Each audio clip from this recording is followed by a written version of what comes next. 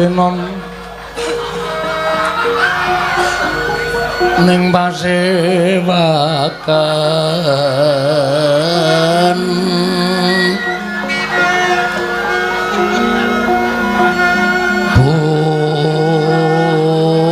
busana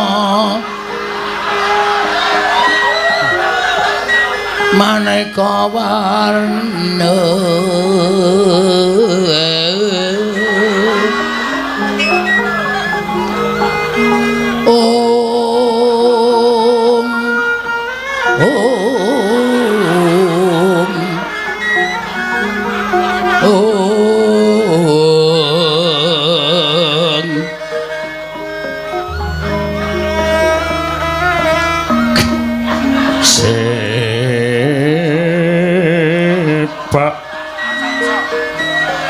Peteng Udyana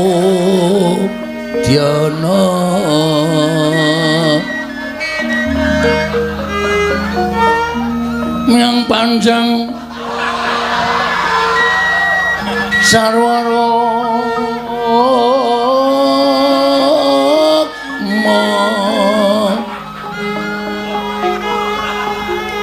renggeng maneh nara wata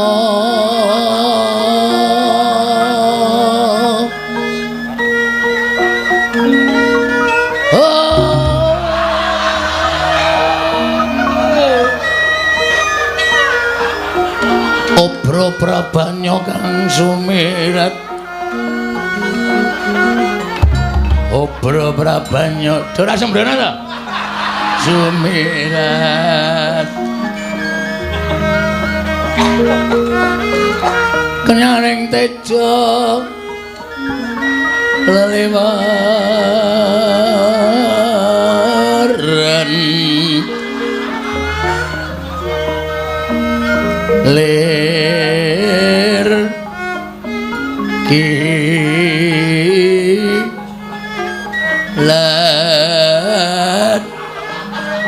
sisiring dadet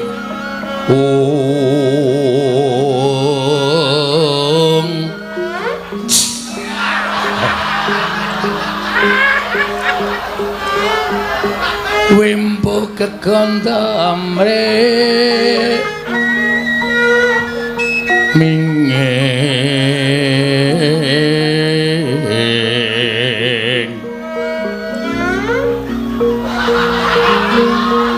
katiuping maruto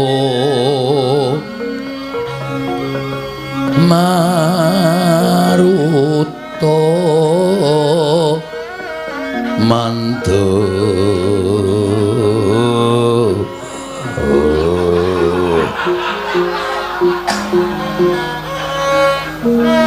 saparan mangambar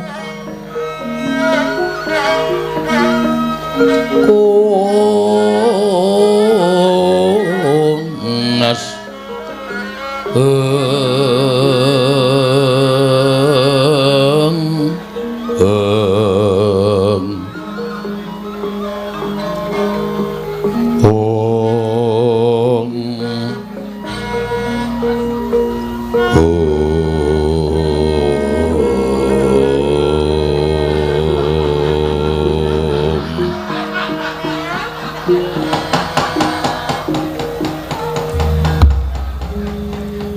yatari sedeng kang sinewa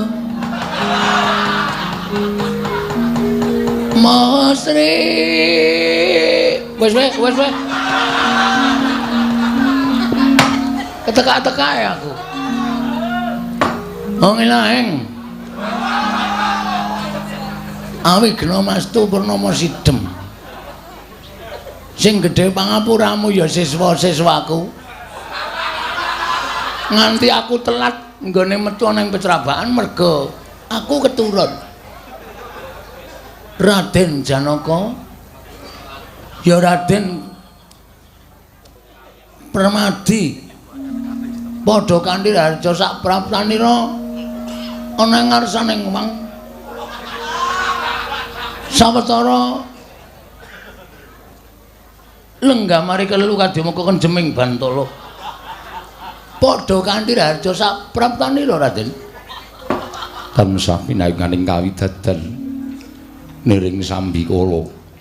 Kula ngaturaken sembah bekti kula kunjuk penemban. Tak tampa gawe gedhening atiku ora liwat puja-pujiku tak empanono Raden Janaka. Kula pundingga jimat paripe dayanana ing kasantosan. Dikepenake nggone ngadhep nang ngarsane ingsun. Inggih, sampun boten kirang prayogi. Wis suwe. Sampun sawetawis. Sing jeneng wong arep gayung ilmu ki aja kok ngenteni sak jam, 2 jam, 3 jam sedina nek perlu. Kudu dinteni merga ngelmu iku kelakone kanthi laku. Lekase lawan kas tegese kas nyantosani setya budya pangegese dur angkara. Inggih. Dadi kowe arep entuk ngelmu kudu nganggo laku ngenteni marang guru yang bakal menehi ngelmu. Inggih. Iki wis tak siapke ngelmu kanggo Raden Janaka. Menapa menemban? Ya kuwi koran iso malik dhuwit. Iku aja tok anggap sulapan. Nanging iki ngelmu sing ora saben wong duweni. Inggih, ngaturaken panuwun ingkang tanpa pepindhan. Diprayogake ya Raden. Sampun boten kirang prayogi. Anakku siswa Raden Werkudara padha kanthi harja sapraptamu. Slamet aku ora nuwun sewiji apa. Astra Jingga guruku aku ngaturake basaku katura. Tak tampa gawe gedhening atiku ora liwat pangestuku tampanana. Ndak gegem dadekake jimat. Prayogake le jumeneng ya. Yo, wis ora kurang kepenak. Mbok dijajal sekali-sekali lungguh. Ora iso. Ya wis nek ora iso aja dipeksa. Raden Sencaki padha kanthi harja sapraptamu Tansah pinangganing kawidadan mremban. Wilujeng bekti kula kunjuk. Tak tampa gawe gedhening atiku. Sawise kabeh padha setata ana ing jroning pertapan. Iki jroning pertapan iki kabeh para siswa-siswa saka pirang-pirang grup ing padha rawuh ana ing pertapan Pring Sewu. Ya kuwi saka PWKS kene dhewe. Sobat ngebyar. Sobat ngebrok. PWKS Jabodetabek lan kabeh wae sing padha rawuh. Akeh sing padha siswa-siswaku sing padha saka luar kota. Inggih. Iki bebas wae omong-omongan iki. Ora kaya rasa kaya wayangan biasane. Bubar jam 12 ya apik, bubar jam 11 ya apik. Bubar jam 1 ya apik. Inggih, penemban. Ora bubar ya ora apa-apa.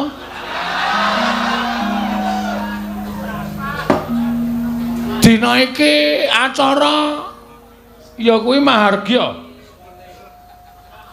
Anniversary.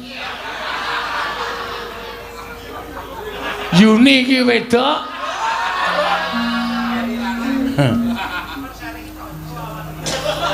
Anniversary iki lemu. Wedok lemu. Ingkang sepisan mula kabeh siswaku padha tak lumpukke padha bakal tak paringi sesorah wewarah. Apa ta sababe kok iso dadi kaya mengkene? Iki hasil jerih payahe para siswa-siswaku, para cantrik-cantrikku yang memang wajib diacungi jempol. Meh wae muni aku. Ngono.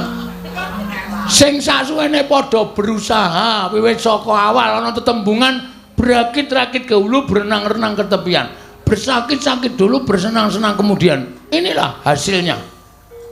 Karena hasil perjuangan para-para sing padha wis kebacut apa anu jenenge kuwi. Berjuang demi ya kuwi Bosku. Sopo? Guruku, Maha Guru. Kowe dadi siswaku, aku gurumu ning aku sing ndek guru jenenge Maha Guru. Iya. Ya kowe pokoke ora tak sebut jenenge. Engko ndak kowe genti Suwitandana ora Suwita aku. Aku kentekan siswa. Iya. Iso dadi suwijining apa ya? Apa mergo rung madang iki kok ya? Rasane kaya piye ngono. Iso dadi mujudake cawet Channel. Sing paling akeh sing padha sekap-sekrep. Iya. Modar iki engko sing neruske lakon mbok pecah ndase iki kok. Nek aku arep nyoba karo wiyaga-wiyaga iki tak gawe lakon iki kira-kira engko iso do ngarang lakon apa ora. Dadi berusaha ngarang lakon ora mung. Lakon sing wis ana dicakke. Kabeh iso. Ngene iki engko tak nehi dayoan sapa terus apa jenenge engko critane piye sak teruse piye. Aku arep ngaso karo Kundara. Yo, ora apa-apa. Kesel tenan aku. Aku nek ora demi rombongan-rombongan baju barat iki gembang aku. Ha tak nggo ngaso. Padake. Iya. Larang suaraku iki. Ha iya. Ben awar areman aku pokoke. Arep gleleng aku areman. Nah saiki ngene. Iki do semangat iki ya to do entuk dhuwit ae. Entuk iki cocok do padake do sambatan ora Pras. Lek ngudak wedang mengko Pras. Kowe iki nyinden kok padake nang angkringan.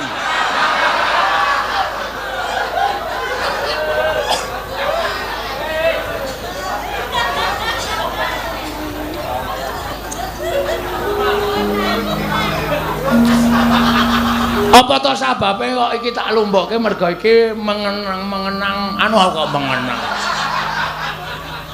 Memperingati hari ulang tahun. Nah. Apa to sababe kok diperingati bareng-bareng? Iki ngene Werkudara. Aku kuwi sering melihat utawa kerep ndelok sawijining brahmana sing maune kondang kawenang-wenang. Cantrike akeh. Terus bareng brahmana kuwi wis ora kondang utawa wis ora ana. Cantrik sing padha suwita kuwi do tengklelet ora karo-karuan.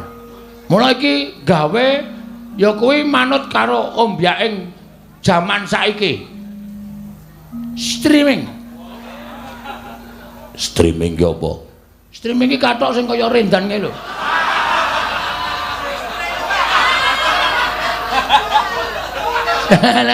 Wah, kowe ora weruh ta gitu. Durung. Sing kaya saringan tahu kae ning dienggo kathok. Kuwi streaming. Streaming ki apa jenenge? Iki iso dipancarke tekan luar negeri, tekan ngendi-endi terus akeh sing padha subscribe terus akhirnya awake dhewe entuk royalti saka Pak YouTube. Nah, duit royalti iki nek saya akeh suwe-suwe iki iso dienggo penguripaning para cantrik-cantrik kuwi nek wis do ora nabuh. Nek wis do tuwa, do perot. Ana sing lara barang. Ana sing ngomongi ra cetha. Kuwi sesuk bakal tetep entuk duwe. Sinden-sinden barang ki nek do ora payu, elek rupane. Saiki do gleleng ayu, mripate dinae biru-biru iso blalak-blalak. Idepe dikai apa jenenge idep pasangan iso jentit. Sing ra ndek bokong kai subal iso jentit. Sing kurang gedhe disubal iso gedhe. Kuwi kabeh sesuk nek wis tuwa ki wis ra bakale ora kaya ngono. Mula aja-aja gleleng. Selagi masih bagus utawa cantik ki aja-aja gleleng. Sesuk nek wis tuwa wis ora ana wong ngejak nyinden, kluwap-klawop nang omah. Kemulan udung serbet kaya aku ngene iki. Wis ora ana wong gatekake. Lah kaya ngono iki perlu diperhatikan secara finansial. Nggih. Ora usah bingung lho, kowe dandan Werkudara dandan Janaka kok mau kaya ngene iki rasa tok gagas. Iki pancen niatku ora tenanan. Nggih. Mekaten. Nah. Ya kondur ngedaton yo. Dereng-dereng kok kondur ngedaton. Ha iki arep bahas apa wae coba jajali. Penemban. Apa Janaka? Kula badhe nyuwun priksa. Sangkan paranipun tiyang gesang menika saking pundi? Wah, pertanyaanmu iki wayang banget. Sangkan parane wong urip ki saka guwa garbane ibu. Wis ngono wae. Kenging menapa saged gesang diparingi karo sing kuwasa. Gusti. Inggih. Suwene sangang sasi 10 tahun. Sangang sasi 10 dina. Kuwi mapan ana ing kandutan. Bapa maringi patang werna, ibu maringi patang werna. Bapa maringi sarwa kasar, ibu maringi sarwa alus. Terus diparingi sukma mula terjah wujude menungsa. Lho, Bagong nek muni ngene iki kok apik banget. Mbok menawa. Inggih. Matur sembah nuwun. Werkudara arep takon apa? Tirta pawitra maning suci. Tirta pawitra maning suci seprene aku durung ngerti tegese apa. Tirta pawitra saka tembung tirta pawitra. Tir kuwi iso ireng nek direleke kijing. Mula wong urip ki aja nganti tumindak sing ireng, tegese tumindak sing ora prayoga. Iya. Tatanan uripmu aja nganti grusah-grusuh nggone nglakoni urip. Pasuryan kudu sing bagus, aja mung pasuryan tok, ning tekan ati kudu bagus.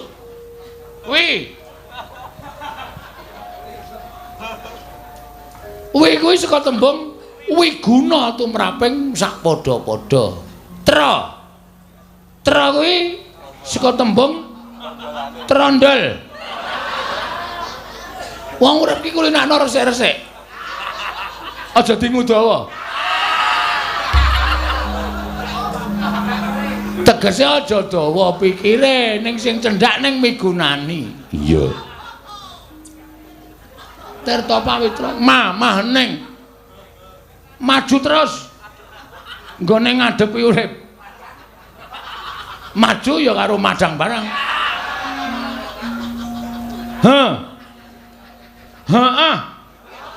Aja nganti ana tembung ora, ning tembung heeh. Heeh ki tegese heeh. Heeh ki nek iya, heeh ki nek keplenet, heeh.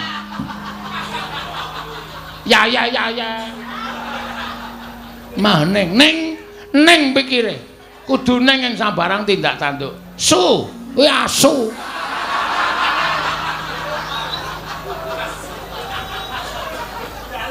Sing kirana kewan siji kuwi. Mergo nek kowe ngrasuk agama sing pungkasan aja nganti diambus karo siji asu loro wiyaga.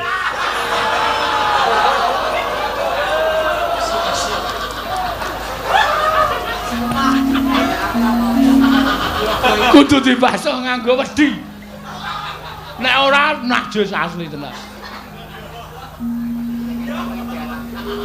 Iya. Ya gek ana daya ya wayange apa wae to, Gek. Goleke daya sing kira-kira angel engko le mbutulke lakon men do mumet sing neruske aku. Sapa sing arep teka? Lho. Kae kok ana sing ait. Sapa?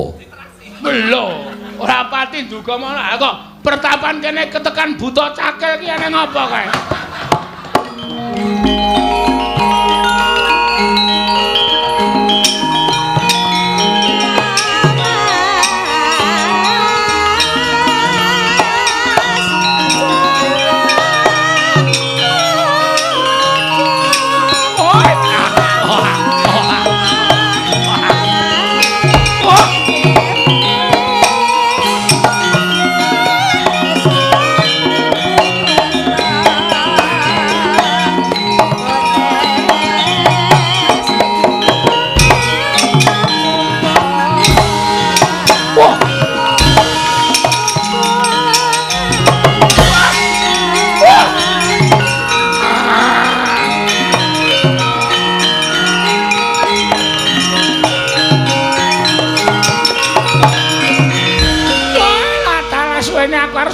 Bagawan Astra Jingga.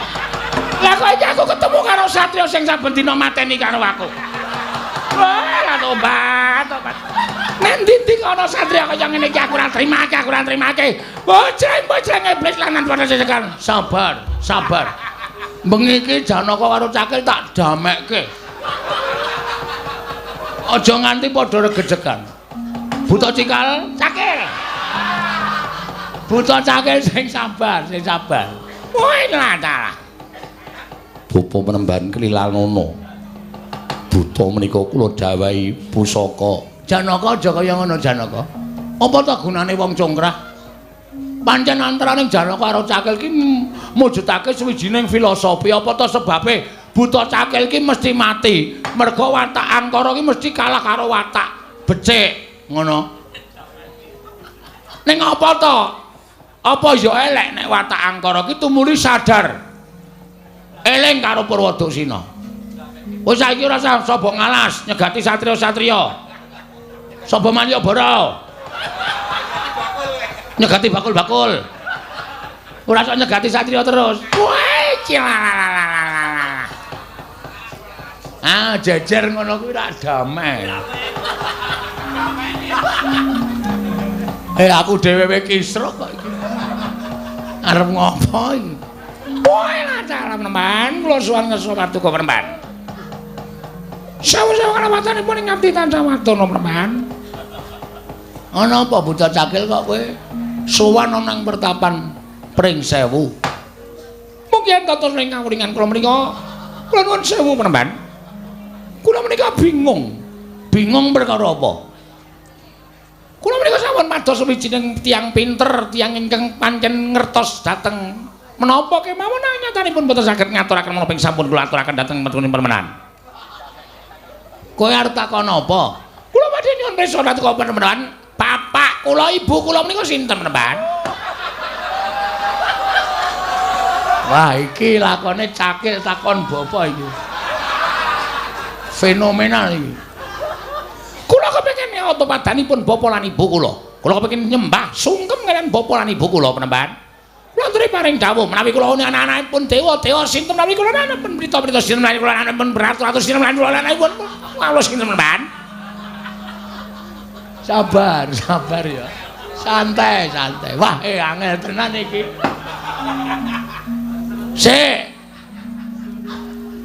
Satenane kowe takon kaya ngono ki apa tak pikir. Niki sampun. Kula menika mireng kabar bilih wonten ing pertapan Pring Sewu niku wonten berat kaya ngampuh kilo-kilo. Iki bener-bener Penemban Astra Jingga. Menawi mriki kula tebih-tebih saking Wanatik, Brasara, Wana, Kamyaka, Wana ing Krendayana, sedaya Cakil kula kelembakaken. Sasampun kula rapat saking para Cakil ing paguyuban Cakil Indonesia menika. Tumuli kula rapat lajeng kula sami sarujuk bilih badhe pados tiyang sepuh inggih menika bapa lan ibu kula. Menika sinten Penemban? Menawi Paduka Penemban saged ngendikaken tiyang sepuh kula, bapa lan ibu kula. Kula janji benjang boten badhe sapa wonten ing wana malih. Kula janji sapa wonten ing teleking wana. Boten badhe cegat para satriya. Nanging samangke kula badhe ayo pokokipun pados betapelaning sak sae-saenipun. Werkudara? Iye. Piye iki ngerti ora kowe? Bapane mbokne Cakil iki sapa? Wah, aku dhewe ora ngerti. Janaka Menawi saipun dipun percaya kemawon. Sabar. Terus Cakil kok pengen arep mateni wae lho. Mbok mateni radio sing ora ana hukume. Nggih. Sajaipun menika sampun boten saged dipun ajengaken. Menawi kemarin kula cuma ada jalan. Kados pundi menapa Paduka Penemban saged ngendikaken tiyang sepuh kula menika sinten? Bapa kula menika sinten? Ibu kula menika sinten? Menawi menapa saged ngaturaken adire panjenengan menika dados sawijining pendhita ingkang mangertosi astung gadah cantra ingkang kathah sanget. Jebul pinanggipun Paduka menika sawijining pendhita ingkang ngayawara. Pendhita ingkang boten wonten nyatanipun. Ing atasipun pendhita ingkang kondang kaluka kondang. Nang nyatanipun panjenengan boten saged ngendikaken pundi tiyang sepuh kula. Tiyang sepuh kula menika menapa kawula limrah, menapa narendra, menapa pendhita, menapa nyaksa, menapa sinten kemawon. Kula nyuwun Jawa Peremban, kula nyuwun Jawa hanya.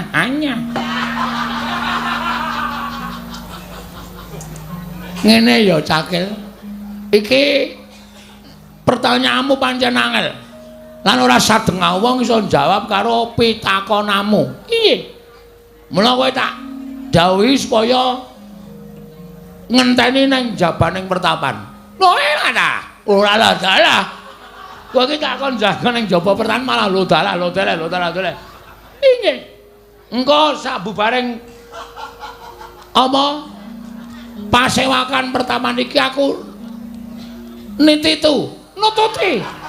nututi karo kowe tawene keterangan bapakmu sapa ibumu sapa mengko mendong para pamirsa iki Cakil iki jatine anake sapa mergo seprene ya urung iso dibuktekke Cakil iki anake sapa wah alah nah ngaten sapa Cakil kula jeneng sopan kula Penemban. Kula nyuwun pamit mentawon yawi ngentos ing ngajabaning pertapan. Ing ngentos ing ngentosi sampun Penemban Astro jinganipun panjenengan bapak kula menika sinten ibu kula sinten. Ah wis aku radong ngomonganmu. Matur sembah nuwun wonten pawijan kula nyuwun pamit tamping mestingan nyusul.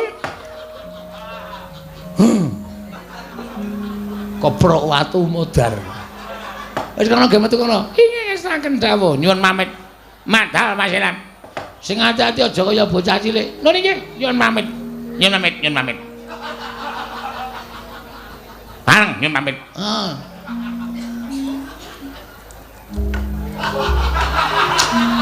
Piye kae? Tatake gamelan kok ora nggo gamelan. Wola, Nyuwun pamit badhe kula ajar Buta Cak. Kosek Janaka. Kosek aja kesusu. Ha iki gandeng mau aku ya kudu manekung saring Gusti. Piye to carane supaya aku ki ngerti bapakne Cakil kuwi sapa? Nek perlu aku arep munggah kayangan. Lho wis tak nehi trontong-trontong pepadang engko teruse. Ning saisa-isa Cakil mau konon mulih. Merga nek ora takon mulih engko ora ana konflik sarampunging adegan iki. Yo wis toke dawuh. Raden Sendang ki mangsa Baranga Ngestaken dawuh. Raden Janaka mangsa Baranga Inggih, ngestaken dawuh. Wah, cenek ta iki? Iya.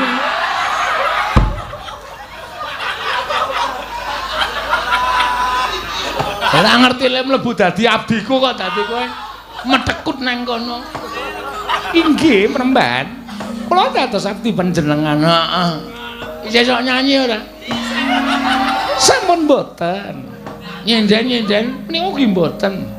Wah ya senimu ilang nek carane ngono. Inggih. Piye kabare sampe to? Pengestunipun sae. Bantalku isih tok simpen ora?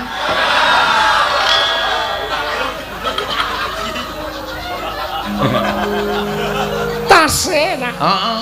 Kenangan kenangan indah. Aja tak ilangke ya. Kae pokoke tandha tresnaku marang sliramu. Inggih. Walaupun kita sekarang sudah tidak bisa berdekatan lagi. Tapi hatiku tetap untuk bokongmu.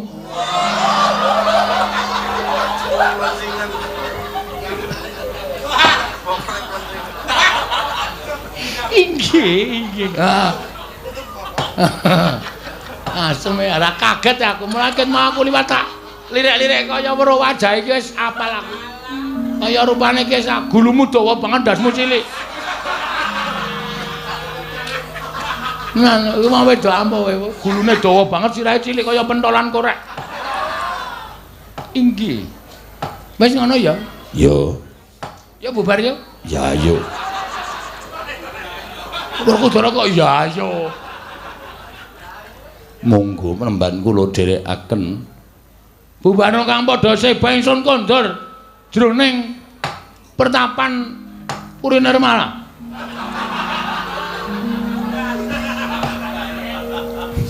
Inggih Penemban.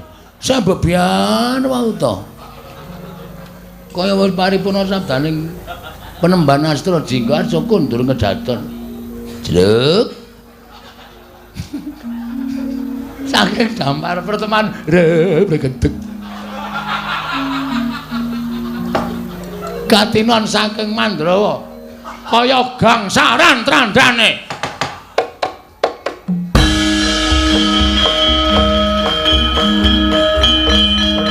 Rep tak tak tang. Lirih.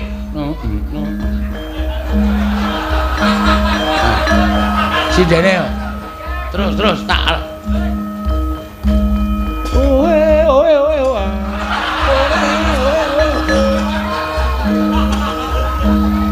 Ngene wae rasane. Weh alah tenel.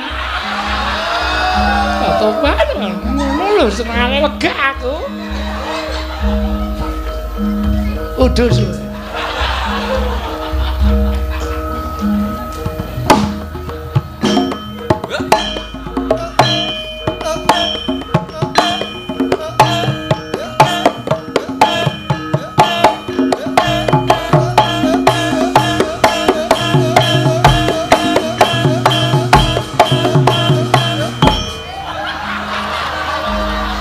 Alah meng sithik.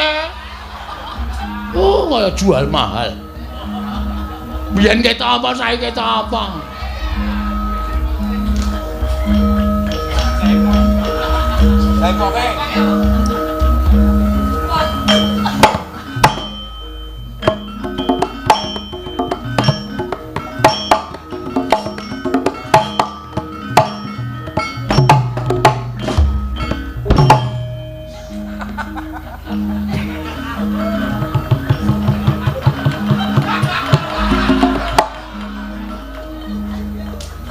Nel, wonten dawuh. Tonile ditutup bae kae. Ndak mung donggo gojek. Tonile ditutup.